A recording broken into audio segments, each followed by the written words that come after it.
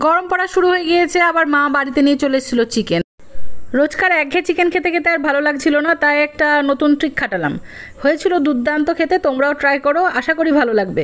প্রথমে পেঁয়াজ বেরেস্তা করে নিয়েছিলাম, তারপরে তেলের মধ্যে একটু গোটা জিরের সাথে একটু চিনি, কাঁচা লঙ্কা, আর তার মধ্যে দিয়ে দিয়েছিলাম মেখে রাখা চিকেন।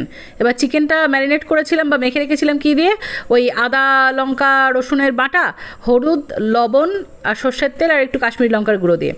এবার শুধু ভাজার কাজ, তেলের মধ্যে দিয়ে ওই ভাজতে থাকছিলাম। ভাজতে ভাজতে দিয়ে দিয়েছিলাম একটুখানি টমেটো, মানে 2টো টমেটো দিয়েছিলাম। দিয়ে কিছুক্ষণ ভাজা হয়ে যাওয়ার পরে বাকি মশলাটুকু দিয়ে দিয়েছিলাম। তার মধ্যে দিয়েছিলাম তেজপাতা আর দারচিনি।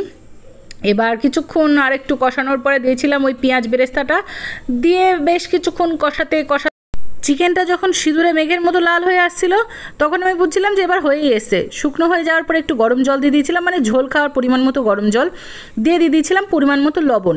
আগে লবণ দেওয়া ছিল, কিন্তু চেক করে দেখেছিলাম আর একটু লবণ লাগবে, তাই লবণ দিয়ে একটুখানি ঝোলটা ফুটে গেলে তার ভেতরে গরম মশলা আর তার সঙ্গে একটু ধনেপাতা দিয়ে ব্যাস রেডি হয়ে গেছিলো দুর্দান্ত টেস্টের লাল লাল চিকেন কষা। খেতে যা স্বাদ হয়েছিল তোমরা রঙে কিছুটা আন্দাজ করতে পারবে, আর বাকিটা অনুভব করতে হলে বাড়িতে একটু ট্রাই করতে হবে। তো তোমাদের দেখাতে দেখাতে চিকেন একটুখানি ভেঙে ভাত দিয়ে মেখে কি টেন্ডার যে হয়েছে তোমরা তো ওই ভাঙা দেখেই বুঝে গেলে।